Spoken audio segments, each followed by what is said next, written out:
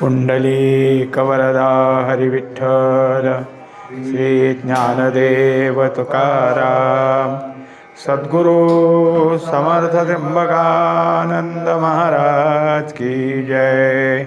माऊली ज्ञानेश्वर महाराज की जय। जगद्गुरु तुकाराम महाराज की जय। श्री गुरुदेव दत्त। श्री तुकाराम महाराजांची गाथा, अभंग क्रमांक 230। यासी कोणी म्हणे निंदेची उत्तरे, नागवला खरे तोची एक। आडवाट जाता लावी नीट सोयी, धर्मनीती तेही ऐसी आहे। नायकता सुखे करावे ताडण, पाप नाही पुण्य असे फार। जन्मव्याधी फार चुकतील दुःखे, खंडावा हा सुखे मान त्याचा। तुका म्हणे निंब दिल्या वाचोनी, तुका म्हणे निंब दिधल्या वाचोनी। अंतरीचा शीण कैसा जाय। 5 चरणाचा अभंग आहे। तुकोबराय याच्यातून काही गोष्टी इतक्या स्पष्ट करतात की कित्येक वेळेला मनुष्याला समजून सांगण्यासाठी काही थोडंसं वेगळ्या शब्दानं, काही अवघड शब्दानं, काही रागाच्या शब्दाने बोलावं लागतं। आणि काही वेळेला चुका मुद्दाम माणसातच स्पष्ट करायच्या। कशामुळं तर त्याला कळावं, त्याला लाज वाटावी स्वतःची स्वतःला, म्हणून की चुकणारा चुकतो, पण जोपर्यंत त्याला त्याच्या एकांतात सांगितलं जातं तोपर्यंत तो कान नेरळच टाकतो। पण लोकांतात सांगितलं म्हणजे त्याला वाईट वाटतं, सगळ्या लोकात माझं काढलं असं त्याला वाटतं। अशा वेळेस त्याच्या ठिकाणी त्यातला फरक पडतो असं तुकोबारायला म्हणायचं आहे। तेव्हा ते सांगतात की यासी कोणी म्हणे निंदेची उत्तरे। तुम्ही म्हणाल की हे कुणाचं काहीतरी काढता म्हणजे निंदा करताय तुम्ही। मग निंदा करायला असं कुठं असतं का? संत झालं, संतांची वचनं बोलणारी, प्रवचन कीर्तन करणाऱ्यांनी कोणाची निंदा करू नये। त्याला काय करायचं कोणाची निंदा करून? म्हणजे तुम्हाला ही निंदेची उत्तरं वाटतील, पण अशातला भाग नाही। कारण जे बोलावं लागतं ते बोलावंच लागतं। मग त्याची जी चूक आहे त्या चुकीच्या ठिकाणी बोललं म्हणजे आपोआपच त्याच्या ठिकाणी आपलं चुकलं हे कळलं, म्हणून आम्ही बोलतोय। तुम्ही ह्याला म्हणत असाल ही निंदा, पण तसं नाही। नागवला खरे तोची एक। आता त्याच्यामुळं त्याच्या ठिकाणी कुठं फसलो आहे, आपली फसवणूक कुठं झाली, खरं काय आहे, कशाला खरं म्हणावं हे कळलं। म्हणजे ज्याच्या ज्याच्या ठिकाणी अशा तऱ्हेचा गुंता पडतो आणि आपण फसलो हे कळतच नाही। मग खरं काय आहे जर सांगितलं तर त्या फसलेल्याला आपण फसलो हे कळत असतं। नागवला म्हणजे फसणे, त्याच्यामध्ये काय आहे की चुकीनं त्याच्यात शिरणं, आणि खरे म्हणजे त्याला जे काय खरोखर काय आहे हे सांगायचं आहे। म्हणजे जो फसतो त्याला खरं सांगितल्यावरच कळतं की हे फसवेगिरी आहे। फसवेगिरीतनं आपल्याला बाहेर निघालं पाहिजे। आडवाट जाता लावी नीट सोयी। मग हे काम कोणाचं आहे? तर हे काम असं आहे की जे जे काही आडवाटेला चालले, आडवाटेला जाणं म्हणजे कुठं की जो योग्य रस्ता आहे तो योग्य रस्ता सोडून देणं। आता इथं आडवाट कशाला म्हणायचं तर स्वहिताला सोडून दुसरी वाट धरणं हे आडवाट आहे। स्वहित काय आहे तर स्वहित आहे आपला उद्धार करणं। आपला उद्धार करणं म्हणजे काय करणं तर आपण आपल्या स्वरूपाला ओळख करून घेणं। आपल्या स्वरूपाची ओळख झाली की तुम्ही उद्धरलाच। मग त्याच्याकरता आपल्या स्वरूपाची ओळख करून घेणं, या रस्त्याकडं जो लागला तो योग्य रस्त्याला लागला। आणि जो हा रस्ता सोडून काहीही करत असेल, बाकीच्या गोष्टी करत असेल, नाही तर परमार्थाच्या नावाखाली अजून कोणती साधनं करत असेल, ह्या सगळ्या आडवाटात आहे. म्हणून जे आत्मज्ञानाशिवाय हिंडतात ते सगळे आडवाटेला हिंडतात. मग त्याच्यामुळं आडवाट जाता लावी नीट सोयी, तेव्हा त्या वाटेला जाऊ नका, ही वाट योग्य नाही. मग कोणती वाट योग्य हे सांगावं लागतं, कारण नुसते आडवाट सांगून चालत नाही. जसं एखाद्या माणसाला प्रश्न विचारला आणि त्यांनी उत्तर दिलं, मग उत्तर दिल्यानंतर ज्यांनी प्रश्न विचारला तो म्हणला चुकलं उत्तर. चुकलं म्हणजे बरोबर काय ते सांगा ना, नुसतं चुकलं उत्तर म्हणून कसं चालं? तुम्ही बरोबर काय ते सांगा. मग जसं बरोबर काय ते सांगावं लागतं, हे का बरोबर आहे हे सांगावं लागतं. त्याप्रमाणे तुम्ही जर हे आडवाट मानता तर सोयीची वाट कोणती, योग्य वाट कोणती, त्या योग्य वाटेला लावी नीट सोयी, त्या वाटेला सोयीस्कररित्या म्हणजे त्याला सोपं पडेल असं जर त्या वाटेला लावलं तर मात्र काय आहे, हे सगळं योग्य आहे. म्हणजे एखाद्या गोष्टीला तू चुकला, हे तुझं योग्य नाही असं म्हणणं म्हणजे निंदा नाही. पहिल्या चरणात ते सांगितले, कारण त्यातलं चुकलेलं दुरुस्त करून घ्यायचं आहे. आता जर त्याला चुकलेलं सांगितलं नाही तर तो आणखीन काहीही चुकीच्याच वाटेने जाऊन आणखीन गुंतून घेईल, आणखीन फसल. धर्मनीती तेही ऐसी आहे. तेव्हा याला म्हणायचं धर्म. धर्म म्हणजे काय, तर जे जे काही तुमच्या ठिकाणी कार्य आहे, म्हणजे नरदेहाला आल्यानंतर नरदेहाचा प्राप्तीत भगवंताची प्राप्ती करून घेणं हा खरा धर्म आहे. मग हा धर्म सांगण्याची गरज आहे. आणि तो धर्म कसा आचरावा हे आचरण शिकवायचं म्हणजे नीती आहे. नीती म्हणजे आचरण आहे. नीती ही धर्माला धरूनच असते, म्हणून धर्मनीती असं म्हटलं जातं. नीती काय आहे, तर नीती आचरणशक्ती, त्याला नैतिकता म्हटलं गेलं. नैतिकता कशी असावी, तर धर्माला पोषक असावी. आणि आणखीन नैतिकता कशी असावी, तर आपल्या स्वहितासाठी असावी. दुसरी गोष्ट अशी की स्वहित सोडून परहित करण्याचा प्रयत्न केला तरी चुकलंच. स्वहित करून परहित करणं हे बरोबर आहे. म्हणजे आपण तरला नव्हे हे नवल, दुजियासी तारील तोची भला. म्हणून आपण तरला हे काय आहेच, हे तू केलं धर्माप्रमाणे, आणि दुसऱ्याला तारत गेला तर तो धर्म नाही, धर्माबरोबर नैतिकताही शिकवली. म्हणून धर्म आणि नीती ह्या दोन्ही गोष्टी अशा आहेत. कशा आहेत, तर जे आडवाटेला चाललेत त्यांना त्यांची आडवाट सोडायला लावायची. चुकीची वाट हे समजून द्यायचं, आणि नुसतं समजून द्यायचं नाही, नीट लावी सोयी, त्याची सोय व्यवस्थित लावून देणं हे काय आहे, त्या ठिकाणी त्याचं कार्य आहे. मग हे कोण करतं, तर ज्यांना हे सगळं स्पष्ट दिसतंय आणि ते त्याच्यासाठी खटपट करतात, त्याच्याकरता त्याला बोलून दाखवतात, बोलून त्याची समजूत घालतात, त्यांचं कार्य आहे. नायकता सुखे करावे ताडणं. आता एक झालं की काही गोष्टी कशा असतात, तर सौम्यतेच्या असतात.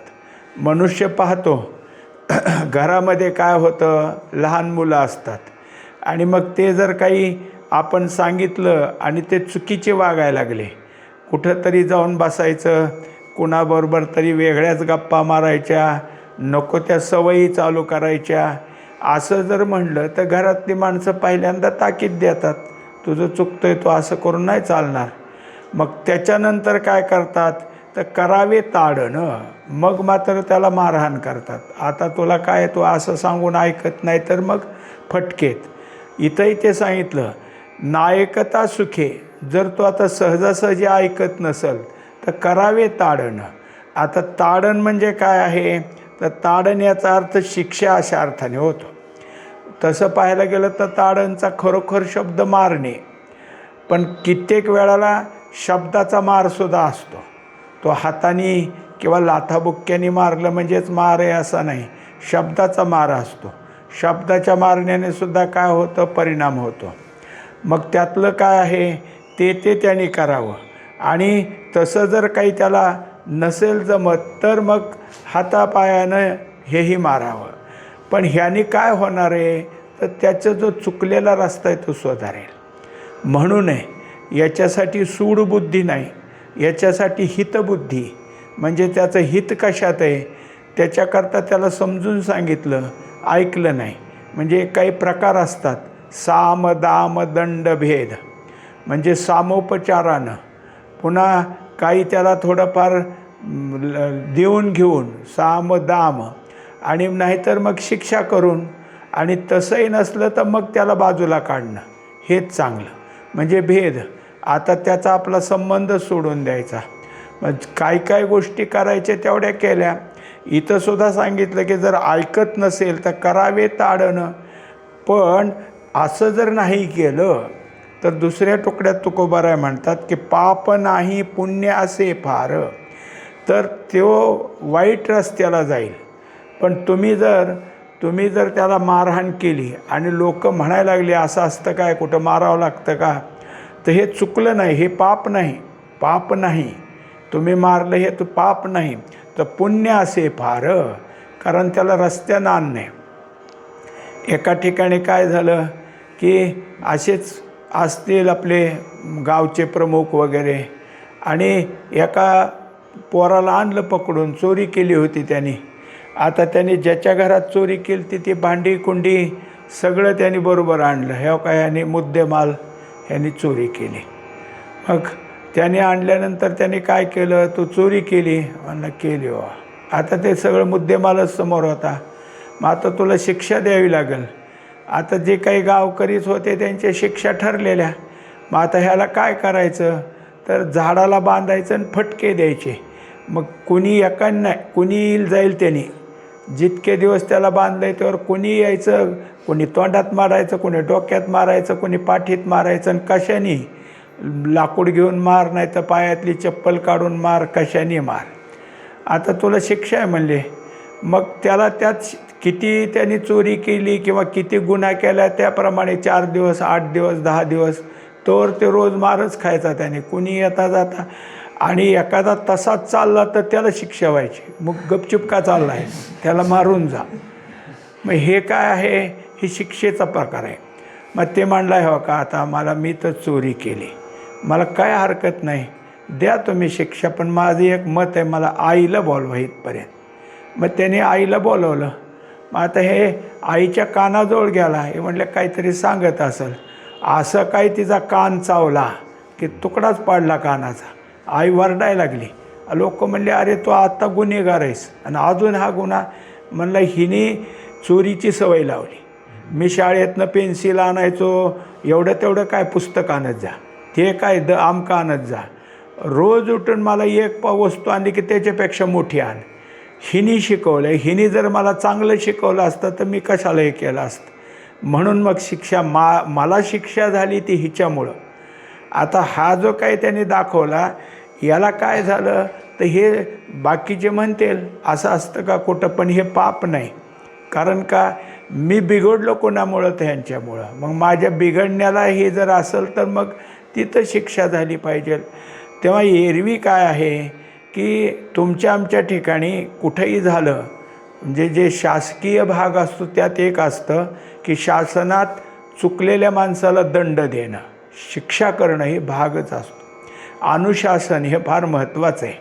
अनुशासन सगळीकडे ठेवलं, कारण जे जे काही अत्यंत ह्याचे काय आहे गुन्हा करून पूर्ण झालेले गुन्हेगार असतात, त्यांना कितीही असली शिक्षा दिली तर काय वाटत नाही. मेंढ्याच्या कातड्यासारखं त्यांचं सगळं झालेलं असतं. काहीही करा. हे झालं त्यातलं, हे समाजद्रोहीत. पण परमार्थातले जे असतात त्याच्यासाठी सांगितलं. म्हणून परमार्थातसुद्धा जे जे काही रस्ता चुकले त्यांनासुद्धा नुसतं अंजारून गोंजारून असं चालणार नाही. करू नये बाबा असं, त्याच्या पाठीवरून हात फिरवला, डोक्यावरून हात फिरवला, तरी ऐकत नाही म्हणल्यावर काय करायचं. म्हणजे त्याला कितीतरी घेतलं गोड बोलून तरीही त्याच्या ठिकाणी ते मग मात्र सांगितलं की करावे ताडणं. ताडण केलेल्याला पाप म्हणत नाहीत, ते पुण्य असे फार. जन्मव्याधी फार चुकतील. आता जर त्याला मारहाण केली तर तो त्यातनं सुटेल आणि त्याच्याकडं जे काही परत परत जन्माला यायचं आहे, आणि जन्माला येणं साधं नाही. कोणीही आला जन्मल्यापासून त्याचं वय वाढेपर्यंत त्याला काहीच झालं नाही असं कधी नसतंच. कोणाचे तरी भांडण होतं, कोणीतरी अपमान करतं, कुठंतरी ठेच लागते, कशाचं तरी आजार होऊन बरं नसतं, काही ना काहीतरी मागं लागलेलंच आहे. कोणी असा नाही की मी जन्मापासून आत्तापर्यंत मला कसलं दुःखच झालं नाही, काही मला दुःखाचा काय प्रसंग असं कधीच व्हायचं नाही. मग जे कोणी आता एवढे महात्मे देवसुद्धा अवताराला आले तरी त्यांना लहानपणी काही कोणाचं तरी, आता भगवंताचा अवतार झाल्यावर काय भगवंताचा गुन्हा, पण कोणत्या राक्षसाला पाठवायचेच त्याला मारायला. झालं कितीतरी असेच झाले प्रसंग. प्रल्हाद काय केलं त्यांनी, तरी प्रत्यक्ष बापाने त्याची शिक्षाच. म्हणजे अशा तऱ्हेची दुःख कोणाच्याही मागं लागलेली आहेत. जन्मव्याधी फार चुकतील. तेव्हा ह्या व्याधी म्हणजे दुःखाचीच सगळी गोष्ट, आजारपण म्हणा, दुखणं भाणं म्हणा आणि जन्माला येणं, हे सगळंच काय होईल, चुकल. कधी चुकल, आपण त्याला व्यवस्थित शिकवलं तर. तो जर ह्याच मार्गाने गेला तर पुन्हा त्याला जन्मभर भोगावं लागेल आणि शिक्षा म्हणून काय होईल, पुन्हा त्याला व्याधी निर्माण होईल.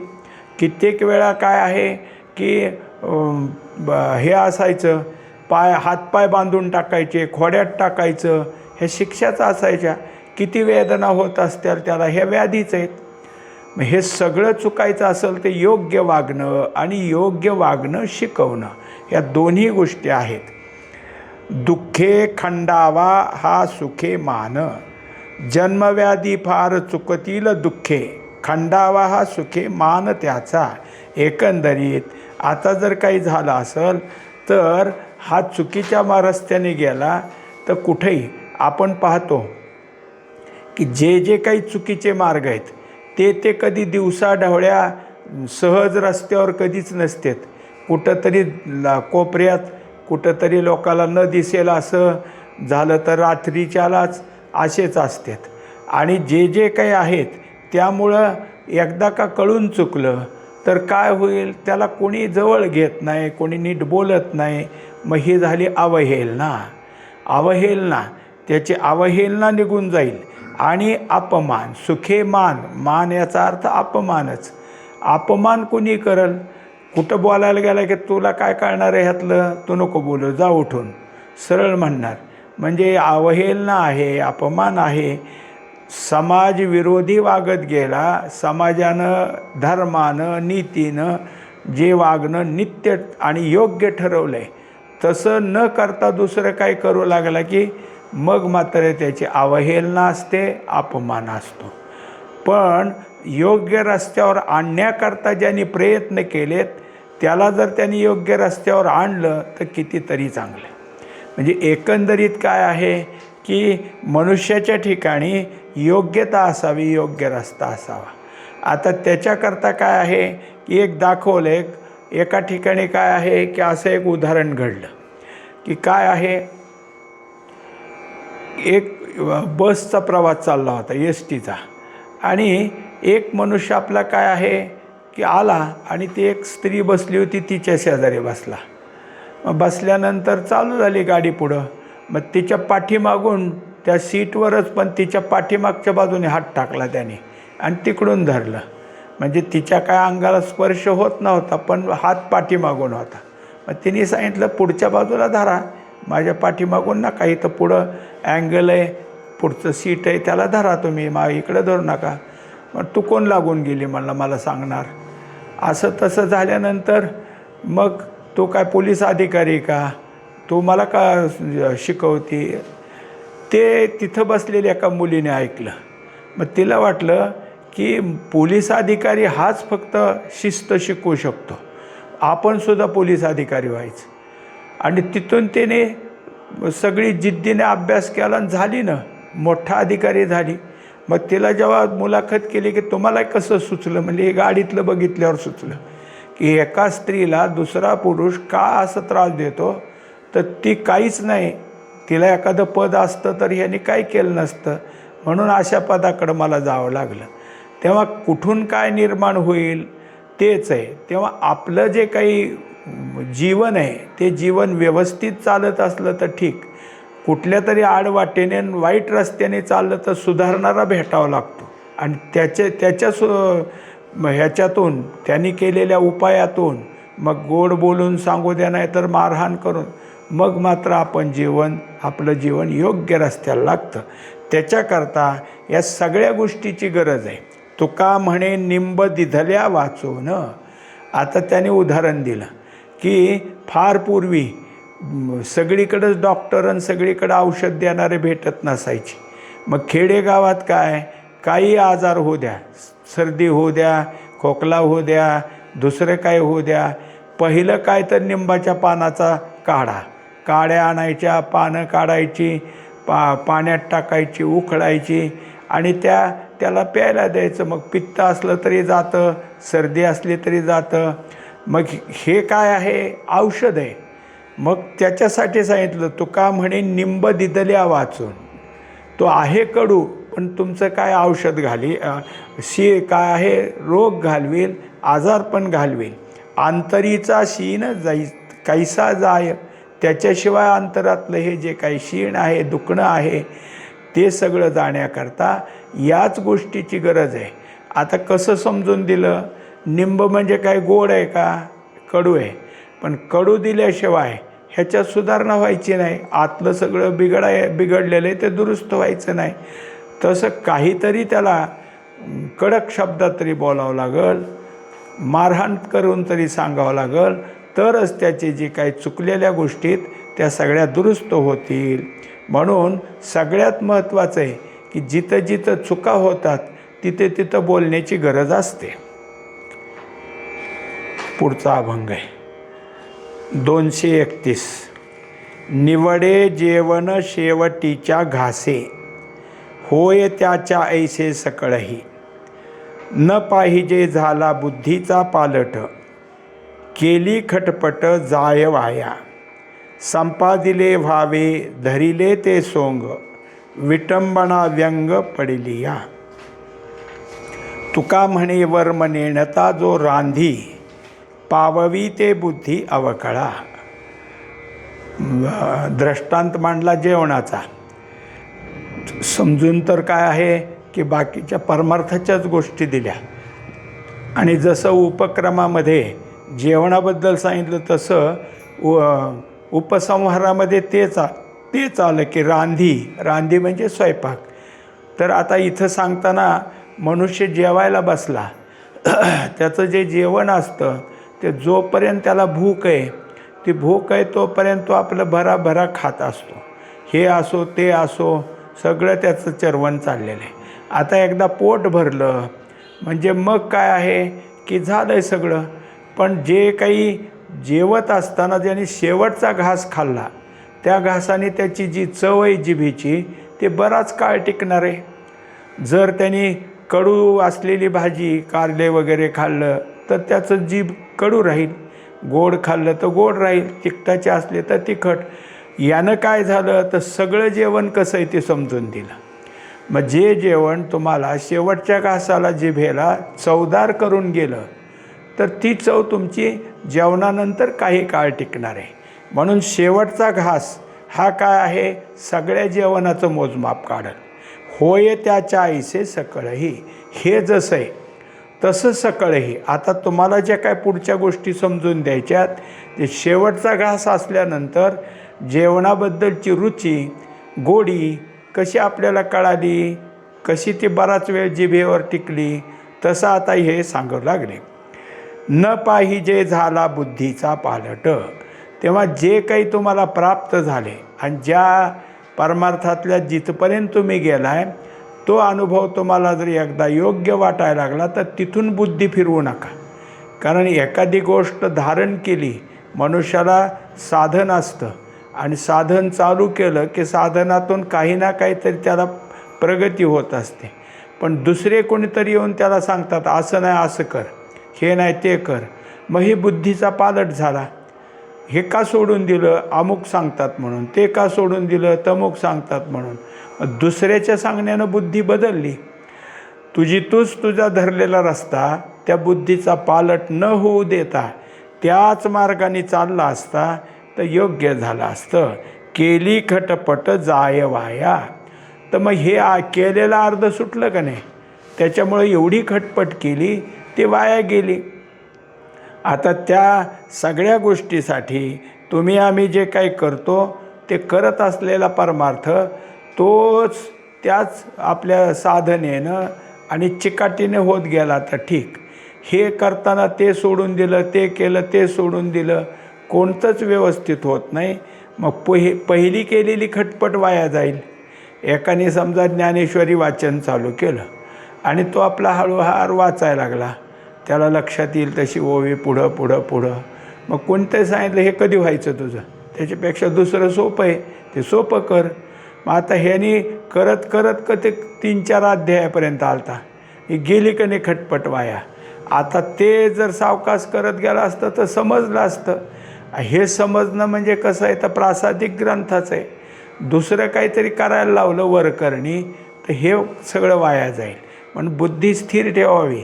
आपण एकदा धरलेला मार्ग धरावा, दुसऱ्याच्या सांगण्यानं आपण आपला मार्ग सोडू नये. संपादिले व्हावे धरिले ते सोंग. तेव्हा जे तुम्ही धारण केलं आहे त्याला काय आहे की तोच भाग आहे. आपल्या ठिकाणी त्याला एकदा धारण केलं की त्याच्यातून आहे. मग आता त्यात मनुष्य काय आहे की एखादी गोष्ट पूर्ण झाली नाही, जसं परमार्थातला मनुष्य आहे आणि त्याला अजून काही सगळं काही त्याचं झालं का, अजून काहीच नाही, तो वाटचाल करतो. पण आवड असते, गंध लावतो, माळ घालतो. मग हे सगळं अजून काहीच नाही केलं आहे म्हणजे हे सोंगच आहे की. पण त्यांनी सांगितलं असू द्या, हे सोंग सोडू नका, धरिले सोंग. कारण तुम्ही आता ह्या रस्त्याला निघाला आहे आणि तिथं ज्या गोष्टी लागतात त्या तुम्ही जर अनुसरल्या ते दिसतील सोंगासारख्या. लोकनिष्कारण काय म्हणतील, तुझ्या वरच्या वेशभूषेवरून महाराज महाराज म्हणून हाका मारतील. हो म्हणायचं किंवा ओ म्हणायचं, त्याला हाक दिली की ओ म्हणायचं. पण आपण तेच रस्ता धरला आहे ना. आज जरी आपण महाराज झालो नाही, लोक आपल्याला म्हणतात, पण आपण आपला रस्ता सोडायचा नाही. जो रस्ता धरला आहे त्याला संपादिले. संपादिले म्हणजे जमा केले. जे जमा केले आपण ते सगळं आपल्याला त्याप्रमाणे चालवायचं. विटंबना व्यंग पडली या. मग कुणी नावं ठेवली त्यात, कुणी काय आलं तुमच्या उणीवा काढू लागलं, असं कुठं असतं काय, असं करायला लागला, ह्याला काय परमार्थ म्हणतात का. मग कुणी असतं, बाहेरचे लोक आपल्या तोंडावर येऊन नावं ठेवतात असं नाही, ठेवतीलही काही, पण घरातल्याला जाऊन सांगतील बिघडलं तुमचं पोरगं, बघा लक्ष ठेवा, पोरगं काय दुसरंच काहीतरी करतं आहे, संन्याशी होईल, घर सोडून जाईल. म्हणजे हे लोकांनी आपल्याला ठेवलेली नाव आहे, त्याला व्यंगच म्हटलं. मग असं जरी झालं, कोणी विटंबना केली, काही झालं, एक जण होता एकाच्या घरी जाऊन मांडला, अरे ह्या पोराला कशाला प्रवचनाला न्यायला जाऊ देतो, हे रोजच उठून प्रवचनाला जाते. आता त्याचा बाप खंबीर होता आणि म्हणलं त्याला आवडतं आहे, जातं आहे, ते काय करायचं आपल्याला, जाऊ दे की जात असला तर. आणि नको जाऊ देऊ म्हणलं, हे बघ तुला 5 रुपये देतो, नसल तर 10 देतो, जा आजचे दिवस प्रवचनाला. मला कशाला पैसे देतो म्हणलं, मी कशाला जातो. मग त्याला काही नाही दिलं तरी ते जातो आहे. तुला देतो म्हणलं तर तू जात नाही, त्याला काही देत नाही तरी जातो, हे त्याच्या मनातून आहे. तुला पैसे मिळते तरी तू जात नाही, याचा अर्थ तुला जायचं नाही, मग दुसऱ्याला नावं का ठेवतो. त्याला कोणी जा म्हणलं नाही, त्यामुळं थांब म्हणायचा प्रश्नच नाही. जसं मनातून झालं की झालं. मग ते आपण आपल्या पद्धतीने चालू ठेवलं तर आपलं टिकून राहतं. तुका म्हणे वर्म नेणता जो रांधी. तसं स्वयंपाक करताना काही गोष्टी त्याचे काय आहे की करणारी जी बाई असती ती त्या पद्धतीनं करते. चुकीचं केलं तर स्वयंपाक कसा चांगला होईल. मग ज्या पद्धती ज्या त्या गोष्टीच्यात, जसं कणकेचं करायचं झालं तर त्याला कणिक तिंबावं लागते, त्याला काय आहे पोळपाट बेलणं पाहिजे, भाकरी करायची असली तर वेगळं, म्हणजे जे ते प्रकार वेगळा आहे का नाही. भाकरी करताना त्याला परात किंवा काटवट पाहिजे, त्यात पीठ घेतलं पाहिजे, रान चांगलं मळलं पाहिजे. कणकीचं वेगळं, ह्याचं वेगळं, जसं जे जे काही प्रकार आहे तेच व्यवस्थित केला तर स्वयंपाक चांगला होतो. पाववी ते बुद्धी अवकळा. तेव्हा ज्यांनी आपल्या परमार्थाची योग्य मांडणी केली, जसा स्वयंपाक योग्य रीतीने करावा लागतो तसा परमार्थ योग्य रीतीने जर केला तर त्याची बुद्धी काय होईल, तर त्याच्या ठिकाणी पुन्हा फजिती करणार नाही, योग्य होईल. आपल्या हाताने आपण सोडून दिलं तर फजिती होते, पुढं फजिती होणार नाही. पुंडलिक वरदारी विठ्ठल, श्री ज्ञानदेव तुकाराम, सद्गुरु समर्थ त्र्यंबकानंद महाराज की जय, माऊली ज्ञानेश्वर महाराज की जय, जगद्गुरु तुकाराम महाराज की जय. श्री गुरुदेव दत्त.